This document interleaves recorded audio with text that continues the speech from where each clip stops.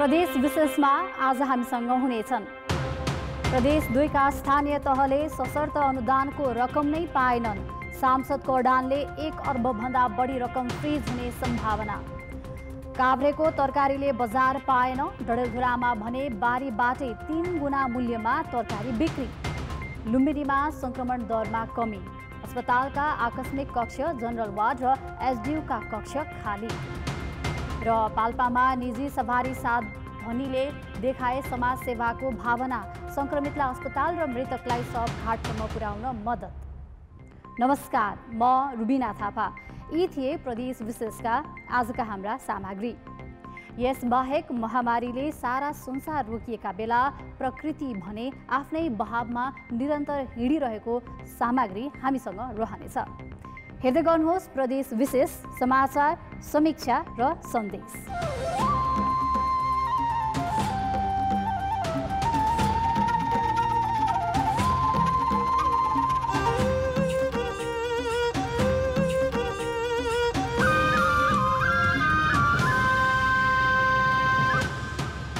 प्रदेश विशेष presented by Asian paints.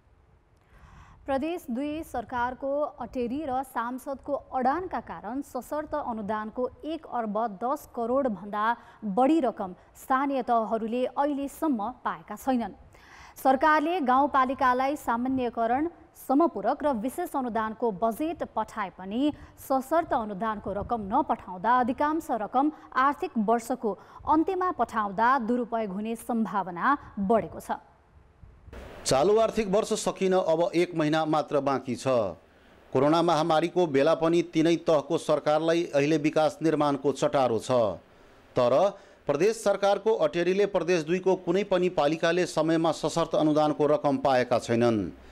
स्थानीय सरकारले पाउने सशर्त अनुदानको बजेट प्रदेश सरकारले अहिलेसम्म नपठाउँदा 136 स्थानीय तहको 1 अर्ब 12 करोड 10 लाख रुपियाँ फ्रिज हुने सम्भावना देखिएको हो। अध्यक्षले चाहिँ हाम्रो प्रदेशको बजेट अहिले आएको छ भनेर भन्नुभएको छ भनेर भएन। हामीलाई त त्यो के भन्छ, हामीलाई इमेलमा पत्र आउनु पर्यो, त्यो हिसाबले बजेट आउनु पर्यो हैन। त्यो आएको अवस्था छैन। नगरपालिकाको त कुनै वास्तै छैन। उनीहरू सदैव उनी आफ्नो मनमाना ढङ्गले कहाँ जान्छ, के जान्छ, जहाँ तहाँ त्यो पठाइन्छ। अहिलेसम्म हामीहरूलाई पैसाको पनि थाहा छैन कि कहाँ छन्। प्रदेश विनियोजन ऐन 2077 को दफा 9 को व्यवस्था अनुसार प्रदेश सरकारले तोकिएको योजना सञ्चालनका लागि आर्थिक मामिला तथा योजना मन्त्रालयले सीधा सम्बन्धित पालिकालाई बजेट पठाउन सक्ने प्रावधान रहेको छ। तर सांसदले आफ्नो क्षेत्रका पालिकामा आफ्नै सिफारिसमा बजेट पठाउन अडान लिँदा कानुनी जटिलताका कारण यस्तो अवस्था उत्पन्न भएको हो। भइसकेछ, क्याबिनेटबाट गएर जान्छन्, पालिकामै जान्छन्, पालिकाको खातामै नै जान्छन्। यसमा केही दुविधाको कुरा छैन। प्रदेश सरकारले दिने सशर्त योजनाको अनुगमन तथा मूल्याङ्कन सम्बन्धित क्षेत्रका प्रदेश सांसदले नै गर्ने व्यवस्था अनुसार आर्थिक वर्षको अन्त्यमा मन्त्री परिषदले हालै सहमति दिएको छ। प्रदेश सरकारले यसअघि सिधै स्थानीय तहलाई बजेट पठाउने गरेको थियो। आर्थिक वर्ष सकिनै लागेको छ, त्यसमा पनि कोरोना महामारीको त्रास छ। यस्तो अवस्थामा अब रकम पठाए दुरुपयोग हुने खतरा छ। कार्यक्रम सिलेक्सन भएपछि कार्यक्रम सम्झौता कहिले गर्ने, त्यसको नापजाँच कहिले गर्ने, एस्टिमेट कहिले गर्ने, त्यसमा त अब कार्यक्रम समाप्त हुन्छ कि हुँदैन त्यो त अब भन्न सकिँदैन। चालू आर्थिक वर्षमा प्रदेश सरकारले महानगरपालिकालाई 1.5 करोड, उपमहानगरपालिकालाई 1 करोड, नगरपालिका र गाउँपालिकाको लागि 80-80 लाख सशर्त बजेट विनियोजन गरेको छ। आर्थिक वर्षको अन्त्यमा विकासै योजनाको अनुगमन मूल्याङ्कन गरी रकम भुक्तानी दिन आफै चटारो रहेको अवस्थामा सशर्त योजनासहित सांसदको सिफारिसमा प्रदेश सरकारले स्थानीय तहहरूमा अब रकम पठाउने हो भने बर्खाको भेलमा बजेट सदुपयोग नभई दुरुपयोग हुने आशंका सर्वत्र देखिएको छ। आफ्ना अनुकूलको योजनाहरू सञ्चालन गर्न मन्त्रीहरू कुनै कसर बाँकी राख्दैन। यस्तो अवस्थामा स्थानीय तह र प्रदेशका मन्त्री र सांसदहरूबीच झनै दूरी बढ्ने देखिन्छ। कान्तिपुर समाचारका लागि क्यामेरामा बिर्खेश यादवका साथ अनिल मिश्र, जनकपुर धाम, धनुषा। कोभिड महामारी नियन्त्रणका लागि भन्दै सरकारले गरेको लकडाउनका कारण राजधानी नजिकको जिल्ला काभ्रेका किसानले उत्पादन गरेको तरकारी बजार पुर्याउन समस्या भइरहेको छ। बजार पुर्याइहाले पनि अति कम मूल्यमा बिक्री गर्नु परेको छ। उता सुदूरपश्चिमको पहाडी जिल्ला डडेलधुराका तरकारी किसानले भने यो वर्ष गएको वर्षको भन्दा तेब्बर मूल्य पाएका छन्। बारीमा लटरममा पाकेका यी गोलभेडा, भेडे खोर्सानी लगायतका तरकारी किसानले टिपेर बजारमा त पुर्याएका छन्, तर त्यो तरकारी बेचेर उनीहरूको लागतै नउठ्ने देखिन्छ। तरकारी उत्पादनमा नाम चलेको काभ्रे पाँचखालका किसानले गएको वर्ष त झनै ठुलो घाटा बेहोर्नु परेको थियो। यो वर्ष पनि किसानको पसिना त्यसै खेर जाने अवस्थामा पुगेको छ।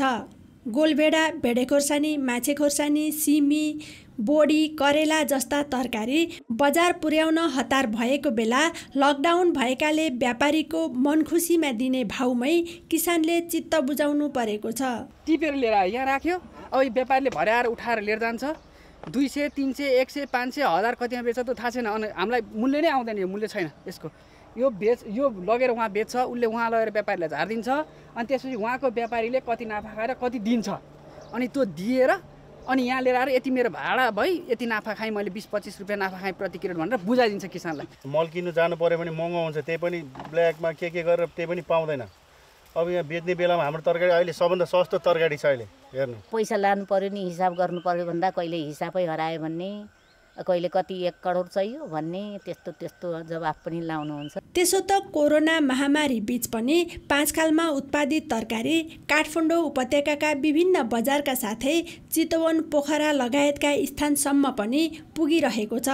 तर लागत मूल्यभन्दा सस्तोमा बिक्री गर्नुपर्दा किसान ऋणमाथि ऋणमा पर्दै गएका छन्। उता भारतीय तरकारी रोकिएका कारण सुदूरपश्चिमको पहाडी जिल्ला डडेलधुराका किसानले उत्पादन गरेको तरकारीले भने गएको वर्षको भन्दा तेब्बर मूल्य पाएको छ। बारीमै राम्रो मूल्य पाउँदा डडेलधुराका किसान दङ्ग परेका छन्। इन्डियाबाट आउने तरकारी बन्द गरेका छ। यो बन्द गरेका तरकारीले कृषकले हामीले चाहिँ पहिलोचोटि तरकारीको मूल्य राम्रो पाछौँ। पोहोर साल हामीले गएको वर्ष खुर्सानी, हरियो खुर्सानी 15-20 रुपियाँ किलो पनि हामीले धौ घर घरमा गएर पसलमा गएर बुझाउनु पर्ने, अहिले हाम्रै बारीमा आएर 120 रुपियाँ केजी लगिरहेछन्। कतै तरकारीले मूल्य नै नपाउने त कतै बाहिरबाट तरकारी नआउँदा उपभोक्ताले बढी मूल्य तिरेर खरिद गर्नुपर्ने अवस्था छ। यो अवस्था अन्त्य गर्न सरकारले तरकारी लगायतका कृषि उपजको सहज ढुवानी र बजारीकरणको व्यवस्था मिलाउन जरुरी देखिएको छ। कान्तिपुर समाचारका लागि डडेलधुरा सहकर्मी वरुण पनेरुका साथ रमा दाहाल, पाँचखाल, काभ्रे। प्रदेश विशेष प्रेजेंटेड बाय एशियन पेंट्स। प्रदेश विशेष प्रेजेंटेड बाय एशियन पेंट्स। केही दिन अघिसम्म लुम्बिनी प्रदेश कोरोना भाइरस संक्रमणको हटस्पट बन्यो। उपचारका लागि आएका संक्रमितले अस्पतालका शैय्या मात्र होइन भुइँ र बरन्डा समेत भरिए। पछिल्लो हप्ता भने लुम्बिनीमा संक्रमण दर घट्दै गएको छ। 10 दिन अघिसम्म लुम्बिनी प्रदेशमा 40% पुगेको संक्रमण दर अहिले घटेर 23.94%मा झरेको छ। संक्रमण दर घट्दै जाँदा अस्पतालमा बिरामीको चाप समेत घटेको छ। अस्पतालका आकस्मिक कक्ष, जनरल वार्ड र एचसीयूका कक्ष खाली हुँदै गएका छन्। प्रदेशमा रहेका 234 आइसियू शैय्या मध्ये 65 वटा खाली छन्। यहाँका 54 वटा भेन्टिलेटर मध्ये 34 वटा खाली भइसकेको स्वास्थ्य निर्देशनालयको तथ्याङ्क छ। संक्रमण दर घट्दै जाँदा प्रदेशमा संक्रमितको मृत्यु दर समेत कमी भएको छ। लक्षण चिन्हहरू देखिसकेपछि समस्या भएपछि अस्पताल आउने क्रम हुन्थ्यो। बिचमा एकचोटि अप्ठ्यारो पनि भइसकेको थियो। अहिले मुहानमै गएर जाँच गर्नाले त्यहीँबाट रोग पत्ता लाग्छ अनि त्यहीँबाट फिल्टर हुन्छ, समस्याहरू देखिन कम हुन्छ। प्रदेशमा सबैभन्दा बढी बिरामीको चाप हुने लुम्बिनी प्रादेशिक अस्पताल बुटबलमा बिरामी घटेपछि धागो कारखानामा सञ्चालन गरेको कोरोना विशेष अस्पताल लुम्बिनी प्रादेशिक अस्पतालमै शिफ्ट गर्न थालिएको छ। 38 बेडको एचडीयू बन्द गरेर अहिले अस्पतालकै मेडिकल वार्डमा अक्सिजन पाइपलाइनबाट 18 जनाको उपचार भइरहेको छ। अस्पतालमा सामान्यभन्दा दीर्घरोगी र अशक्तहरू उपचारमा छन्। समुदायमा फैलिएको संक्रमणको जालो तोडिँदै गएकाले संक्रमण दर घट्दै र बिरामी अस्पताल आउने संख्या कम भएको उपचारमा संलग्न चिकित्सकहरूको भनाइ छ। अहिले चाहिँ कोरोनाको संक्रमित रेसियो थियो त्यो चाहिँ एकदम रूपले घट्दै गइरहेको छ। अब लकडाउनको कारणले गर्दा पनि अब मान्छेको ट्रान्समिसन चाहिँ ब्रेक भएको छ। पुनः कोरोना संक्रमण दर बढ्न नदिन समुदायमा परीक्षण र स्वास्थ्य सुरक्षाका मापदण्ड पालनामा भने सबैले ध्यान दिन जरुरी छ। कान्तिपुर समाचारका लागि क्यामेरामा स्वस्तिक श्रेष्ठका साथ अमृता अनमोल, बुटबल, रूपन्देही। कोरोना भाइरस संक्रमित र मृत्यु भएकाको शव घाटसम्म लैजान सवारी साधन नपाइने समस्या पाल्पामा बढेको छ। तर पाल्पाकै केही मनकारी निजी सवारी धनीले भने कोरोना संक्रमितलाई अस्पताल र मृतकका शव घाटसम्म पुर्याउने गरेका छन्। पाल्पा उद्योग वाणिज्य संघका उपाध्यक्ष यादव सिंह कार्की र बङ्नासकाली दलमडाँडाका वडा सदस्य टोप बहादुर नेउपानेलाई एउटै घटनाबाट प्रभावित भएपछि निजी सवारी साधनमा कोभिड बिरामी बोक्न थालेका छन्। कार्कीले शवलाई घाटसम्म लग्ने गरेका छन्। पूर्वी नवलपरासीको देवचुलीमा गएको वैशाख 20 गतेको घटनाले दुवै प्रेरित भएका हुन्। संक्रमित बिरामीलाई कुनै पनि सवारी साधनले स्वास्थ्य चौकीसम्म लैजान नमानेपछि ट्र्याक्टरमा राखेर लग्दै गर्दा बाटैमा मृत्यु भएको थियो। त्यसपछि कार्की र नेउपानेले निजी सवारी साधन निकालेर सेवामा लागेका हुन्। महामारीको अवस्थामा केही सहयोग गर्नुपर्छ भन्ने बेलामा चाहिँ अब न कुनै निकायले गर्यो, न एम्बुलेन्स पाइयो, न गाडी पाइयो। मसँग आफ्नो चाहिँ साधन भएको कारणले मसँग सिप पनि भएको र मसँग भित्रदेखि इच्छा शक्ति पनि आयो। निजी र भाडाका मात्र होइन, एम्बुलेन्सले समेत केही समय संक्रमित र शव बोक्न मानेनन्। परिवार नियोजन संघ पाल्पा, रेड क्रस र पाल्पा अस्पतालको एम्बुलेन्स बाहेक सबैले विभिन्न बहाना बनाउने गरेको आरोप सेवाग्राहीको छ। धेरै जसो एम्बुलेन्सहरूले नचलाइरहेको अवस्था छ र हस्पिटलमा पुर्याइसकेपछि पनि बिरामी नझारिदिने अनि बिरामी झार्न नदिने अनि घन्टौँसम्म कुरिराख्नुपर्ने अवस्था छ। एम्बुलेन्स चालकले फोन नै नउठाउने समस्या मात्र होइन, बिग्रेर बसेको भन्दै आलटाल गर्ने समस्या छ। 22वटा एम्बुलेन्स र केही गाउँपालिकाका सरकारी सवारी समेत एम्बुलेन्सका रूपमा प्रयोग भएको छ। प्रशासन र स्वास्थ्य कार्यालयले कोरोना संक्रमित बोक्न आलटाल नगर्न प्रष्ट निर्देशन दिएको छ। एम्बुलेन्स चाहिँ जुन दर्ता चाहिँ भएको छ अथवा चाहिँ यहाँहरूले ल्याउनु भएको छ त्यसलाई दर्ता खारेजको चाहिँ अवस्था उसमा सिफारिस गर्ने अवस्था चाहिँ सिर्जना नगर्नको लागि यहाँहरूले चाहिँ म अझै पनि पुनः आवश्यकता अनुसार बिरामीलाई चाहिँ सेवा सुविधा दिनको लागि हार्दिक अनुरोध गर्न चाहन्छु। एम्बुलेन्स चालकले कोरोना पुष्टि भएको हो वा होइन मात्र होइन, ज्वरो आएको र रुगाखोकी लागेका विषयमा समेत बुझेर मात्र बिरामी बोक्ने गरेका छन्। कोरोना संक्रमित बिरामी अस्पताल र घर लैजान भाडाका सवारी साधनले मान्ने कुरै भएन। पाल्पा अस्पतालमा भएको एउटा मात्र शव वाहनले सेवाग्राहीले समयमा पाउन नसक्दा झन ठूलो समस्या छ। कान्तिपुर समाचारका लागि माधव बर्याल, तानसेन, पाल्पा। प्रदेश विशेष presented by Asian Paints. प्रदेश विशेष presented by Asian Paints. यो वर्षको सुरुदेखि नै कोरोनाको दोस्रो लहर सुरु भयो। महामारीको सङ्कटका बीच हामीले निषेधाज्ञाको जालोभित्र गुटमुटिनु परेको छ। तर यो बेला प्रकृति भने निस्फिक्री खुलेको छ। पहाड, वनपाखाको हरियाली र सौन्दर्य देख्दा लाग्छ प्रकृतिले मानिसहरू पनि खुलेको हेर्न चाहेको छ।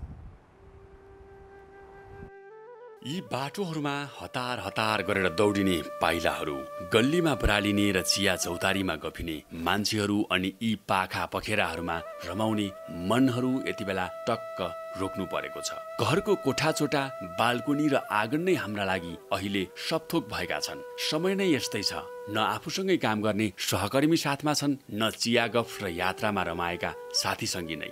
शरीरमा कोरोना भाइरसको संक्रमण नभएकाहरू सुरक्षित रहन लडिरहेका छन् भने कोरोना संक्रमितहरू कोरोना जित्न कोही अस्पतालका शय्याहरू त कोही घरमै बसेर भाइरससँग लडिरहेका छन्।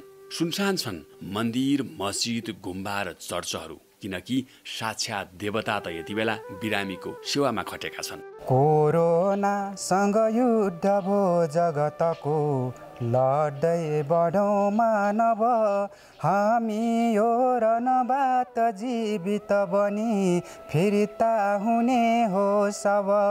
कोही मानिस यो कडा समरमा ढल्दै गरे तापनि हामी हिम्मत हार्नुहुन्न जन हो सङ्कष्ट हट्ने छ नि। यति बेला मान्छेले मात्रै आफ्नो पाइला रोकेको हो, महामारीबाट जोगिन मुहार छोपेको हो। यहाँ प्रकृतिका पाइला रोकिएका छैनन्। चराचर जग्गामा मान्छे बाहेकका प्राणीले आफ्नो नित्यकर्म र दैनिकी रोकेका छैनन् र रोक्नु पनि परेको छैन। सिरबिर आवाज बोकेर चराहरू चार दिशा चहाडिरहेका छन्। उस्तै छ घाम, उस्तै छ बादल अनि उस्तै छ झरी। यस्तो लाग्छ यी वनपाखा अनि पखेराहरूलाई तिनै मान्छेहरूको प्रतीक्षा छ जो चहाड्थे यी खोला खोल्सा, चुचुरा टाकुरा र मैदानहरू। आफ्नो पाउ राख्थे रुखका डाली डालीमा र स्वाद मानी मानी खान्थे काफल, ऐसलु र अरू वनफलहरू। तर धैर्यता राख्नुपर्छ। आँटिलो भएर अहिले जहाँ छौँ त्यही रोकिनुपर्छ। बाँचिरह्यौँ भने, स्वस्थ भयौँ भने त्यो दिन फेरि आउनेछ जुन दिन हामी सँगै भएर सुख दुःख साट्नेछौँ अनि साथी सङ्गीसँग काँध जोडेर रमाउनेछौँ। कोइली गीत गाउँदै डुल्छे वन र पाखामा, धैर्यताले फुलाउँछ सुन्दर फुल आँखामा, सुबास दिने वनका बुटी। भिडभाडमा भेटिन्नन् भौतिक दूरी बढाइ बस्दा। मास्कले मान्छेको दिव्य मुहार छोपिए पनि मनको मुहार छोपिएको छैन। यति बेला हामीलाई कोरोना कहरका कारण छिन्न भिन्न भएर भौतिक दूरी दूर बनाएर रहनु परेको भए पनि मनको दूरी कदापि घट्ने छैन। यो कठोर समय बितेर जानेछ अनि सुनौलो बिहानीको आगमन हुनेछ र हामी एक दिन अवश्य भेट्नेछौँ। कान्तिपुर समाचारका लागि महेश केसी, रुकुम पश्चिम। प्रदेश विशेष आजका लागि यति नै। प्रदेश समाचारहरूको साथमा भोलि फेरि आउनेछौँ। कान्तिपुर टेलिभिजन हेर्दै गर्नुहोला। नमस्ते।